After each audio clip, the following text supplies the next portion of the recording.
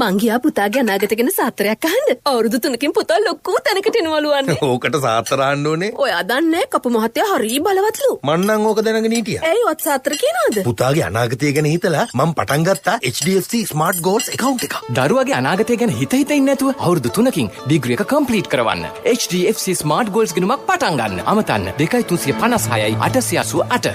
මම HDFC එකට ගියා කියලා සාත්‍රේ කිව්වේ නැද්ද? HDFC Smart Goals ලොකු ටාගට් පොඩි කාලෙකින්. මේ ශ්‍රී ලංකා ගුවන් විදුලි සංස්ථාවයි.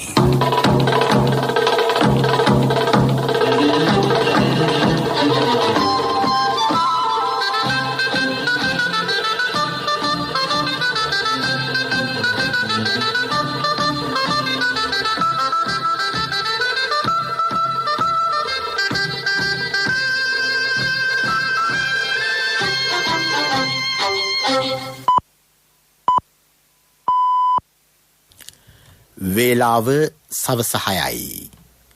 මේ ශ්‍රී ලංකා ගුවන් විදුලි සංස්ථාවයි. මෙන්න ප්‍රවෘත්ති. සංස්කරණය හේමන්ත හෙට්ටිගේ ප්‍රකාශය ගයන් කෞශල් ජයවීර. ශ්‍රී ලංකාවට අවශ්‍ය ආයෝජන මිස ණය නොවන බව ජනාධිපතිතුමා චීන තානාපතිවරයා හමුවේ පවසයි. ශ්‍රී ලංකාවේ සංවර්ධනයට චීනයේ උපරිම සහාය. පෑලියගොඩ මැනින් එළවලු වෙළඳ සංකීර්ණය අගමැති ප්‍රධානත්වයෙන් හෙට ජනතා අයිතියට. කොළඹ මහනගර සභා සීමාවේ හුදෙකලා ප්‍රදේශවල ජනතාව වෙනුවෙන් විශේෂ ගිලන් රථ සේවාවක් හා විශේෂඥ වෛද්‍ය සේවාවක් හෙට සිට. බස්නාහිර පළාත හැර සෙසු පළාත්වල 3 වන පාසල් වාරය ලබන සඳුදා ආරම්භේ. සෙසු පළාත්වලද හුදෙකලා කර ඇති පොලිස් බල මේ වන විට විගමනික ශ්‍රී ලාංකිකයන්ගේ සංඛ්‍යාව ලක්ෂයට ඉක්මවන බව කම්කරු ඇමතිවරයා පාර්ලිමේන්තුවේදී හෙළි කරයි. කෝප් කමිටුව හෙට යළි රැස් වෙයි. ඇමරිකාවේ කොරෝනා මරණ සංඛ්‍යාව 2,50,000 ඉක්මවයි. ශ්‍රී ලංකාවට පත්ව සිටින චීන මහජන සමූහාණ්ඩුවේ නව තානාපති කී සෙන්හොන් මහතා ජනාධිපති ගෝඨාභය රාජපක්ෂ මැතිතුමා වෙත ජනාධිපති මන්දිරයේදී අද පෙරවරුවේ සිය අක්තපත්‍ර පිළිගැන්විය. එහිදී ඔහු සමග කෙටි පිළිසඳරක නිරත වූ ජනාධිපතිතුමා බෙදුම්වාදයට එරෙහි සටන ජය ගැනීමෙන් පසුව ශ්‍රී ලංකාවේ යටිතල පහසුකම් සංවර්ධනයට චීනයෙන් ලැබුණු සහාය සිහිපත් කළේය. ශ්‍රී ලංකාව සිය සංවර්ධන ප්‍රයත්නයේදී විදේශ ණය ගැනීම වෙනුවට ආයෝජන ආකර්ෂණය කර ගැනීමට ප්‍රමුඛත්වයේදී ඇතැයි එතුමා එහිදී පැවසිය. ශ්‍රී ලංකාවේ පුළුල් ආයෝජන ඉඩ ප්‍රස්ථා පැවති බව ජනාධිපතිවරයා පැවසිය. කෘෂිකර්මය සංනිවේදන තාක්ෂණය අධ්‍යාපනය යන ශේෂ්ත්‍ර ඒ අතර ප්‍රධාන වෙයි. ශ්‍රී ලංකාවේ ජනගහනයෙන් 30% ජීවනෝපාය පදනම් ඇත්තේ ග්‍රාමීය කෘෂිකර්මය මත බව පෙන්වා දුන් ජනාධිපතිතුමා ගෙවි ගිය දශක කිහිපය තුළ චීනය අත්කරගත් ආකාරයේ ග්‍රාමීය සංවර්ධනයක් ශ්‍රී ලංකාවේ ඇති කර ගැමි ජනතාවගේ ජීවන තත්ත්වය ඉහළ නැංවීම තම ප්‍රධාන ඉලක්කය බව සඳහන් කළේය. ඒ සඳහා සහාය දෙන්නැයි එතුමා චීන තානාපතිවරයාගෙන් ඉල්ලා සිටියේය. ශ්‍රී ලංකාවේ ආර්ථික සමාජ සංවර්ධන ප්‍රයත්නය සාර්ථක කර ගැනීමට උපරිම දායකත්වයක් සැපීමට චීන රජයේ සූදානම් බව තානාපතිවරයා එහිදී පැවසිය. ශ්‍රී ලංකාව සෞභාග්‍ය මධ්‍යේශයක් ලෙස නැගී සිටිනු දැකීම චීනයේ අභිලාෂය බවද ඔහු සඳහන් කළේය. පෑලියගොඩ මැනින් වෙළඳ සංකීර්ණය අගමැති මහින්ද රාජපක්ෂ මහතාගේ ප්‍රධානත්වයෙන් හෙට ජනතා අයිතියට පැවරේ. නව වෙළඳ සංකීර්ණය වෙළඳ සැල් 1192කින් සමන්විතයි. වාහන 600ක් නවතා තැබිය හැකි රථගාලක්ද එහි ඉදි කර තිබේ. සේවක විවේකාකාර වෛද්‍ය මධ්‍යස්ථාන බැංකු ආපනශාලා අධිශීත ගබඩා ඇතුළු පහසුකම් රැසකින් එය සමන්විත වෙයි. මහල් 4කින් සමන්විත මෙම වෙළඳ සංකීර්ණයේ 3 වන මහල දක්වා පිහිටි සෑම වෙළඳ සැලකටම එළවලු ප්‍රවාහන ලොරි රථ ගෙනීමට හැකිවීම විශේෂත්වයකි. මෙතෙක් අකර 2ක භූමි භාගයකට සීමා වී තිබූ මැනින් වෙළඳ සංකීර්ණය අකර 13ක භූමි භාගයක් පුරා විසිරුණු අංග සම්පූර්ණ තොග වෙළඳ සංකීර්ණයක් බවට පත්වැතැයි නාගරික සංවර්ධන අධිකාරිය කියයි. නව මැනින් වෙළඳ සංකීර්ණයේ ඉදිකිරීම ආරම්භ කෙරුණේ 2013 වසරේදීය. ඒ සඳහා වැය කරන මුදල රුපියල් කෝටි 690කි.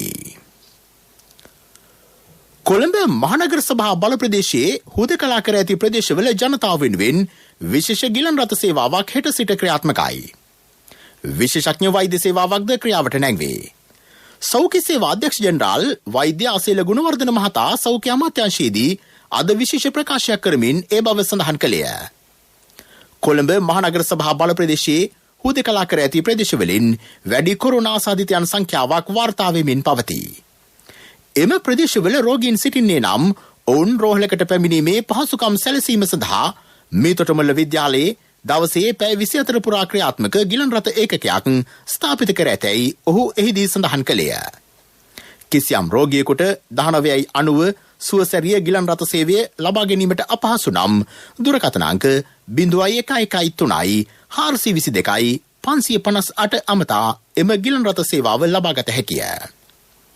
එමෙන්ම හුදකලා කර ඇති ප්‍රදේශය සඳහා කොළඹ මහනගර සභාවේ ප්‍රධාන සෞඛ්‍ය නිලධාරීවරයා ප්‍රමුඛ කාර්ය මණ්ඩලය සමග එක්ව හෙට සිට විශේෂඥ වෛද්‍ය සේවාවක් ක්‍රියාත්මක කිරීමට සෞඛ්‍ය අමාත්‍යාංශය විධිවිධාන යොදා ඇත. සායනවලට පැමිණිය නොහැකි ඖෂධ අවශ්‍යතා ඇති පුද්ගලයන්ට එම සේවාව ලබාගත හැකිය. පළමුව යන ස්ථාන මොනවාද යන්න හෙට තීරණය කරන බව සෞඛ්‍ය සේවා අධ්‍යක්ෂ ජෙනරාල්වරයා පැවසිය. ප්‍රදේශයේ සෞඛ්‍ය වෛද්‍ය නිලධාරීවරයා ඒ පිළිබඳව ජනතාව දැනුවත් කරනු ඇත. බස්නාහිර පළාතේ හැර සෙසු පළාත්වල තුන්වන පාසල් වාරය ලබන සඳුදා ආරම්භ කෙරේ. එහෙත් පළවෙනි ශ්‍රේණියේ සිට පස්වෙනි ශ්‍රේණිය දක්වා දරුවන් සඳහා පාසල් විවෘත නොකරන අතර 6 වෙනි ශ්‍රේණියේ සිට 13 වෙනි ශ්‍රේණිය දක්වා සිසුන් සඳහා පමණක් පාසල් ආරම්භ කරනු ඇත. බස්නාහිර පළාතින් බැහැර සෙසු පළාත්වලද දැනට හුදකලා කර ඇති පොලිස් වසම්වල පාසල් සඳුදා විවෘත නොකරන බව අධ්‍යාපන අමාත්‍යාංශය නිවේදනය කරයි. දුරස්ථභාවය ආරක්ෂා කරමින් සෞඛ්‍ය ආරක්ෂිත ක්‍රමවේද අනුගමනය කරමින් පාසල් පැවැත්වීමේ පසුබිම විදුහල්පතිවරුන් සකසාගත යුතු බව ඒ සම්බන්ධයෙන් අදහස් දක්වමින් ඇමති මහාචාර්ය ජී.එල්. පීරිස් මහතා කියයි. ඒ සඳහා විදුහල්පතිවරුන් ප්‍රාදේශීය මහජන සෞඛ්‍ය නිලධාරී ග්‍රාම සේවා නිලධාරී පාසල් සංවර්ධන සමිති නියෝජිතයෙකු සහ ආදිශීෂ්‍ය නියෝජිතයෙකුගෙන් සමන්විත කමිටුවක් පත් කරගත යුතුය. කමිටු නිර්දේශ අදාළ කලාප අධ්‍යාපන අධ්‍යක්ෂවරයා වෙත යොමු කිරීම අවශ්‍ය වේ. ඒ සම්බන්ධයෙන් අධ්‍යාපන අමාත්‍යාංශය ඉදිරියේදී චක්‍රලේඛයක් නිකුත් කරනු ඇත. කොරෝනා වෛරසයේ ව්‍යාප්තිය හේතුවෙන් කල් දැමුණු අපස සාමාන්‍ය පෙළ විභාගය ලබන ජනවාරි 18 වෙනිදා ආරම්භ කිරීමට සැලසුම් කර තිබේ. එහෙත් බස්නාහිර පළාතේ සහ හුදකලා කළ පොලිස් වසම්වල දරුවන්ට පාසල් ආරම්භ කිරීම පමාවන බැවින් විභාග දින සංශෝධනය කිරීමට සිදුවේද යන්න ඉදිරි දෙසතිය තුළ තීරණය කරන බවද අධ්‍යාපන ඇමතිවරයා කියයි. කෙසේ වෙතත් සෞඛ්‍ය අංශ සමග සාකච්ඡා කර අදාළ ප්‍රදේශවල 11 වෙනි ශ්‍රේණියේ දරුවන් වෙනුවෙන් හෝ පාසල් ආරම්භ කිරීමේ හැකියාව පිළිබඳ තීරණය ඉදිරි දෙසතිය තුළ ගැනීමට නියමිතයි. පාසල් ආරම්භ කිරීමත් සමග සිසුන් ප්‍රවාහනය කිරීම සඳහා ගන්නා සෞඛ්‍ය ආරක්ෂිත ක්‍රියාමාර්ග පිළිබඳව ප්‍රවාහන අංශ සමග සාකච්ඡා කර ඉදිරි දින කිහිපය තුළ අවසන් තීරණයකට එළඹීමට අපේක්ෂා කෙරේ. මේ ප්‍රවෘත්ති ශ්‍රී ලංකා ගුවන්විදුලි සංස්ථාවෙන්. දරුවගේ අනාගතය ගැන හිත ඉන්නේ නැතුව අවුරුදු 3කින් ඩිග්‍රී එක කම්ප්ලීට් කරවන්න. HDFC Smart Goals ගණුමක් පටන් ගන්න. අමතන්න 2356යි 888.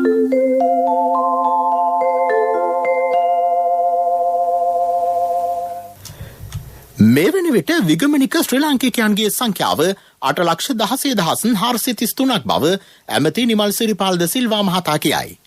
පාර්ලිමේන්තු මන්ත්‍රී චමින්ද විජේසිරි මහතා පාර්ලිමේන්තුවේදී අද නැගූ ප්‍රශ්නයකට පිළිතුරු වශයෙන් ඔහු එම තොරතුරු හෙළි කළේය.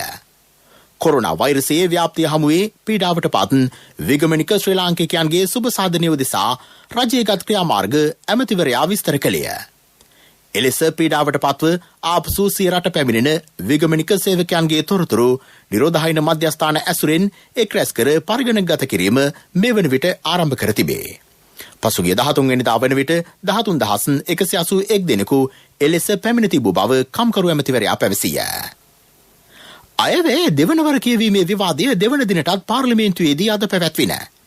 විවාදයට එක්වූ පාර්ලිමේන්තු මන්ත්‍රී WD සෙනවිරත්න මහතා ගෙවි ගිය වසරක කාලය තුළ වත්මන් රජය ජනතා හිතවාදී සේවා රැසක් ඉටු කර ඇතැයි සඳහන් කළේය.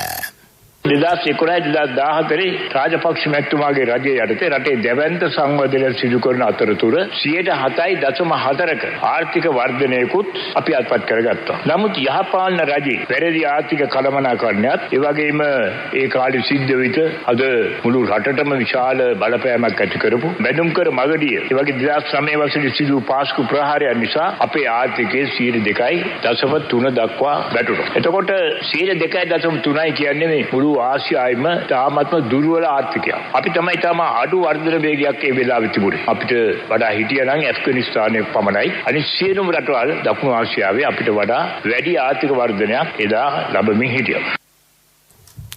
රටක ජනතාවගේ ජීවන තත්ත්වයේ ඉහළ නැංවීම සඳහා ව්‍යවසායකයන්ගේ දියුණුවක් සිදු විය යුතු බව පාර්ලිමේන්තු මන්ත්‍රී නලින් බණ්ඩාර මහතා පෙන්වා දුන්නේය. අපි අපේ රටේ ව්‍යවසායකින්ට මොකක්ද දෙන ශක්තිය? දැන් මේ අයවැයෙන් මම දැක්කා පෞද්ගලිකාංශේ විශේෂයෙන්ම IPF ETF සේවකයෝගේ විශ්‍රාම යන වයස් සීමාව කාන්තාවන්ගේ 50 ඉඳන් 60 දක්වා, පිරිමියාගේ 55 ඉඳන් 60 දක්වා වැඩි කරලා තියෙනවා. මේකේ මොකද්ද අරමුණ රාජ්‍ය බලාපොරොත්තු වෙන්නේ? ඔවුන්ගේ හැකියාවන්, කුසලතාවයන්, ප්‍රොඩක්ටිවිටි එක එන්න අඩු වෙනවා වයස වැඩි වෙන්නේ. කාන්තාවන්ගේ විශේෂයෙන්ම 36කට විතර තමන්ගේ කුසලතාවයන් අඩු වෙනවා අවුරුදු 55 60 වෙනකොට. පිරිමියාගේ 83ට විතර අඩු වෙනවා 97 ඉඳන්. එතකොට මේ හරහා රජය මොකද්ද බලාපොරොත්තු වෙන්නේ? මේක ව්‍යවසායකයන්ට දෙන සහනයක්ද? පාර්ලිමේන්තු මන්ත්‍රී සුදර්ශන දෙනපිටිය මහතා පැවසුවේ කෘෂි ආර්ථිකයේ නංවාලීම සඳහා මෙවර අයවැය යෝජනා රැසක් ඉදිරිපත් කර ඇති බවයි.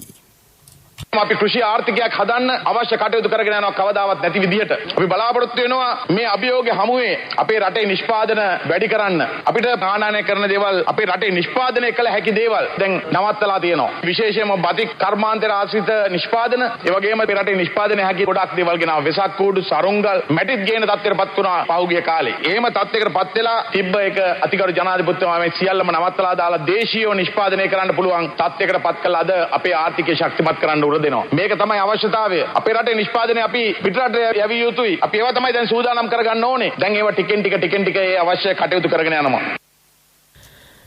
රට නැවත වැඩබිමක් බවට පත් කරන අයවැයක් රජය මෙවර ඉදිරිපත් කර ඇතැයි ඇමති බන්දුල ගුණවර්ධන මහතා කියයි.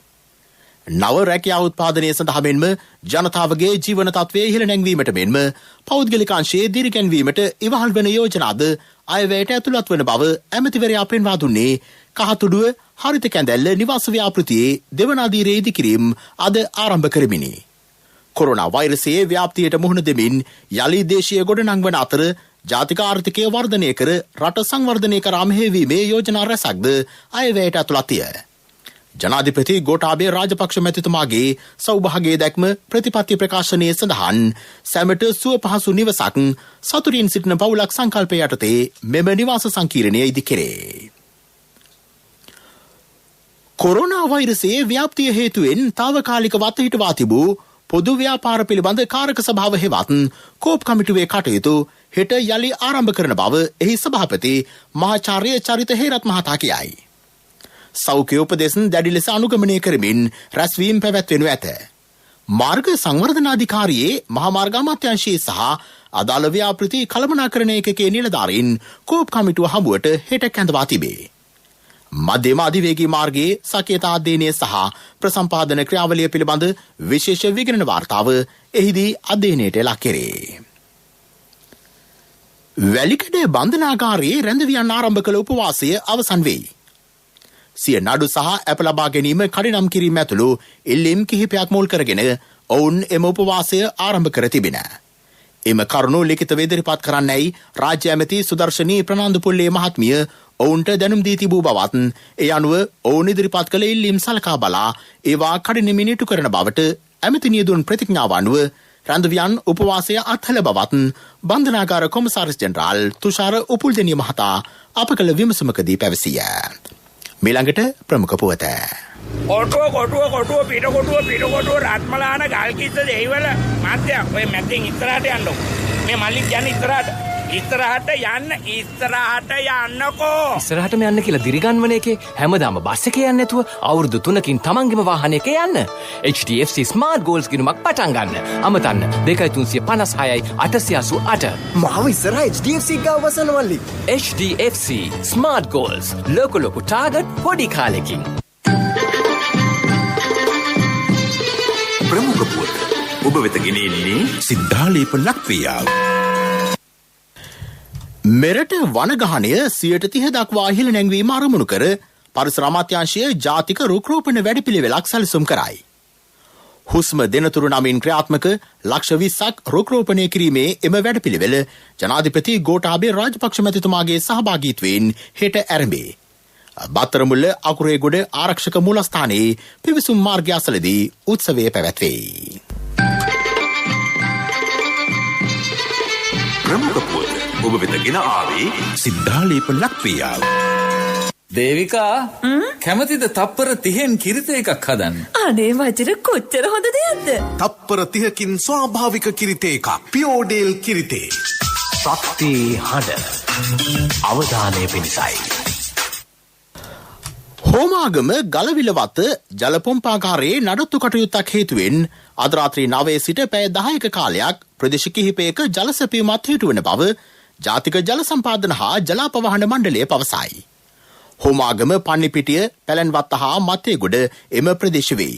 ඊට අමතරව මොරටුව ජලපොම්පාකාරයේ නල මාර්ගයක අත්‍යවශ්‍ය අලුත් වැඩියා කටයුත්තක් හේතුවෙන් හෙට රාත්‍රී 8 සිට පසුදා පෙරවරු 8 දක්වා මොරටුව මහනගර සභා බල ප්‍රදේශයේ ජල සැපයීමත් හිටවන බවද මණ්ඩලය නිවේදනය කරයි. සිරිලක බැතිමතුන්ට දඹදිව වන්දනාව යළිත් ඇරඹීම පිණිස සිදු කෙරෙන ආර්ය කිරි දඹදිව වන්දනා මහා සත්‍යක්‍රියා අධිෂ්ඨානය බුදුන් වැඩිලක් බිමෙන් බුදුන්ගේ දේශය දඹදිවෙන් මුළු මහත් ලෝකයින් කොරෝනා වසංගතය දුරු වේවා.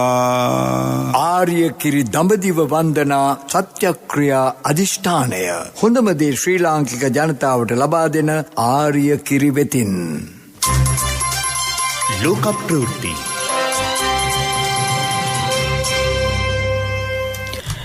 ඇමරිකාවෙන් වාර්තා වී ඇති කොරෝනා මරණ සංඛ්‍යාව 2,50,000 ඉක්මවයි. එරට ජෝන්ස් හොප්කින්ස් විශ්වවිද්‍යාලයේ සංඛ්‍යාලේඛනවලට අනුව මේ වන විට එරට කොරෝනා මරණ සංඛ්‍යාව 2,50,029කි. වාර්තා වී ඇති සමස්ත ආසාදිතයන් සංඛ්‍යාව 1,15,00,000 ඉක්මවයි. මේ වන විට ලෝ වැඩිම කොරෝනා ආසාදිතයන් සංඛ්‍යාවක් හා මරණ සංඛ්‍යාවක් වාර්තා වී ඇත්තේ ඇමරිකාවෙනි. එරට සෑම ප්‍රාන්තයකින්ම ආසාදිතයන් වාර්තා වී තිබේ. කොරෝනා වෛරසයේ ව්‍යාප්තිය හමුවේ පවා ආර්ථික වර්ධනයක් අත්පත් කර ගැනීමට සමත්ව ඇති අග්නිදිගාසියාවේ එකම රට බවට වියට්නාමය පත්වෙයි. ජාත්‍යන්තර මුල්‍ය අරමුදල ඉදිරිපත් කළ නවතම වාර්තාවට අනුව වියට්නාමය මේ වසරේදී 2.4කින් ආර්ථික වර්ධන වේගයක් අත්පත් කරගනු ඇතැයි අනාවැකි පළ වී තිබේ. කොරෝනා වෛරසයේ ව්‍යාප්තිය හේතුවෙන් සෞඛ්‍ය හා ආර්ථික ශේෂ්ඨ පසුබෑමකට ලකුවද වියට්නාමය අත්පත් කරගෙන ඇති ප්‍රගතිය ජාත්‍යන්තර මුල්‍ය අරමුදලේ ඇගීමට ලක්වෙයි. වියට්නාමයෙන් වාර්තා වී ඇත්තේ කොරෝනා ආසාදිතයන් 1,298ක් පමණි. වාර්තා වී ඇති මරණ සංඛ්‍යාව 35කි. පෙරසර සංවර්ධනයක පුවත් සම්පින්ඩනය සංවර්ධන පුවත්. කටුනායක ජාත්‍යන්තර ගුවන් තොටුපළේ දෙවන පර්යන්ත ව්‍යාපෘති ඉදිකිරීම් ඊයේ ආරම්භ කෙරින. අගමැති මහින්ද රාජපක්ෂ මහතා ප්‍රධාන ආරාධිතයා ලෙස එම අවස්ථාවට එක්විය. ජනාධිපති ගෝඨාභය රාජපක්ෂ මැතිතුමාගේ සෞභාග්‍ය දැක්ම ප්‍රතිපත්ති ප්‍රකාශනයට අනුව මෙරට ජාත්‍යන්තර ගුවන් තොටුපළ සංවර්ධනය කිරීමේ වැඩපිළිවෙලක් සීමා සහිත ගුවන් තොටුපළ හා ගුවන් සේවා ශ්‍රී ලංකා සමාගම ආරම්භ කර තිබේ. කටුනායක ජාත්‍යන්තර ගුවන් තොටුපළේ දෙවන පර්යන්ත ව්‍යාපෘතිය ක්‍රියාත්මක වන්නේ ඊට සමගාමීවයි. වසර 3ක් තුළ එහි ඉදිකිරීම් නිම කිරීමේ ඉලක්කයයි. ඉදිකිරීම් නිමවීමෙන් පසුව 90 ලක්ෂයක මගීධාරිතාවක් මෙහෙයවීමේ හැකියාව එය සතු වෙයි. ක්‍රීඩා පුවත්. ලංකා ප්‍රීමියර් ලීග් ක්‍රිකට් තරඟාවලියට සහභාගී වීම සඳහා පාකිස්තාන ක්‍රීඩක ෂොයිබ් මාලික් හෙට දිවෙනට පැමිණෙයි. තරඟාවලියේදී ඔහු ජැෆ්නා ස්ටැලියන් කණ්ඩායම නියෝජනය කරයි. ජාත්‍යන්තර ඔලිම්පික් කමිටුවේ සභාපති තෝමස් බක් මහතා දැන් ජපානයේ සංචාරයක නිරතව සිටී. ලබන වසරේ ඔලිම්පික් ක්‍රීඩාවලිවල පැවැත්වෙන ටෝකියෝ ප්‍රධාන මලල ක්‍රීඩා සංකීර්ණය සහ ක්‍රීඩා සංකීර්ණය ඔහුගේ නිරීක්ෂණයට ලක්වනු ඇත. ව්‍යාපාරික පුවත් ඔබ වෙත ගෙන එන්නේ රන් බහන්ඩ පළුදු නොකොට ඉතා ආරක්ෂාකාරී ලෙස තබා ගන්නා අතරම අය කරන්නේ අඩු පොලියකේ NSB රන් සහන සේවාව මුදල් හදිසියකට රත්තරන් විසඳුම. ටින්මාලු සඳහා රුපියල් 200ක උපරිම සිල්ලර මිලක් නියම කෙරේ. දේශීය ටින්මාලු නිෂ්පාදකයන්ගේ සංගමය ඒ සඳහා එකඟත්වය පළ කළ බව බන්දුල ගුණවර්ධන හා ඩග්ලස් දේවානන්ද යන ඇමතිවරු පවසති. දේශීය ටින්මාලු නිෂ්පාදකයෝ වෙළඳ අමාත්‍යාංශයේදී ඊයේ එම ඇමතිවරු හමු වූහ. එහිදී සැමන් ටින් එකක් සතු සහ සමූපකාර මගින් රුපියල් 200ක සිල්ලර මිලකට අලෙවි කිරීමට ඔවුන් එකඟ වී තිබේ. ඔවුන් සැමන් ටින් එකක් රුපියල් 198කට ලැබෙන අතර ඔවුන් එය රුපියල් 200කට අලෙවි කරනු ඇත. ව්‍යාපාරික පුවත් ඔබ වෙත ගෙනාවේ මේ අලුත් ඕඩරේ සෑහෙන විශාලයි. දැන් ඉඳන් වැඩ ටික ඉක්මන් කරන්න. ඊ ටික ලැබුණොත් අපි බඩු ටික දෙන්න. ලොරි ඇවිල්ලා. තව 60000ක් අඩුයි. හරි.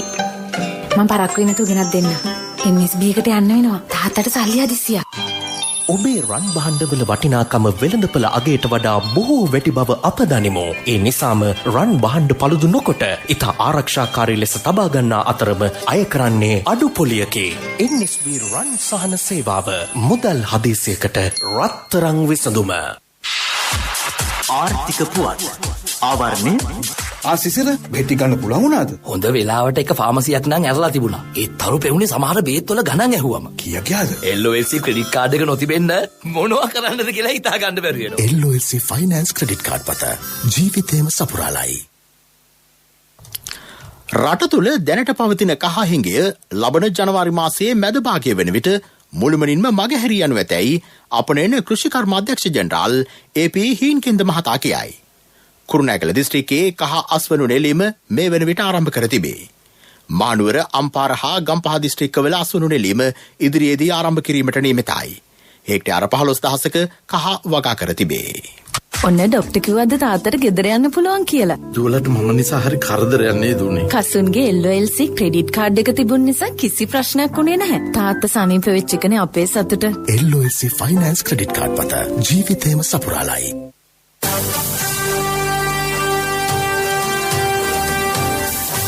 කාලගුණ වාර්තාව. දිවයිනේ බොහෝ ප්‍රදේශවල රාත්‍රී කාලයේ තැනින් තැන වැසි හෝ ගිගුරුම් සහිත වැසි ඇති වෙන බව කාලගුණ විද්‍යා දෙපාර්තමේන්තුව කියයි. දකුණ සබරගමුව මධ්‍යම වයඹ හා ඌව පළාත්වල ඇතැම් ස්ථානවලට මිලිමීටර් 75 ඉක්මවන තරමක තද වැසි අපේක්ෂා කෙරේ. ප්‍රවෘත්ති අවසන් කිරීමට යලි සිරස්තල. ශ්‍රී ලංකාවට අවශ්‍ය ආයෝජන මිස ණය නොවන බව ජනාධිපතිතුමා චීන තානාපතිවරයා හමුවේ පවසයි. ශ්‍රී ලංකාවේ සංවර්ධනයට චීනයේ උපරිම සහාය. පෑලියගොඩ මැනින් එළවලු වෙළඳ සංකීර්ණය අගමැති ප්‍රධානත්වයෙන් හෙට ජනතා අයිතියට. කොළඹ මහනගර සභා සීමාවේ හුදෙකලා ප්‍රදේශවල ජනතාව වෙනුවෙන් විශේෂ ගිලන් රථ සේවයක් සහ විශේෂඥ වෛද්‍ය සේවාවක් හෙට සිට. බස්නාහිර පළාත හැර සෙසු පළාත්වල තුන්වන පාසල් වාරය ලබන සඳුදා ආරම්භේ. සෙසු පළාත්වලද හුදෙකලා කර ඇති පොලිස් බල ප්‍රදේශවල පාසල් විවෘත නොවේ. මේ වන විට විගමනික ශ්‍රී ලාංකිකයන්ගේ සංඛ්‍යාව ලක්ෂ 8 ඉක්මවන බව කම්කරු ඇමතිවරයා පාර්ලිමේන්තුවේදී හෙළි කරයි. කෝප් කමිටුව හෙට යලි රැස් වෙයි. ඇමරිකාවේ කොරෝනා මරණ සංඛ්‍යාව 2,50,000 ඉක්මවයි. ප්‍රවෘත්ති ඉන් සමාප්තයි. අපගේ මීළඟ ප්‍රධාන ප්‍රවෘත්ති ප්‍රකාශය රාත්‍රී 9ට.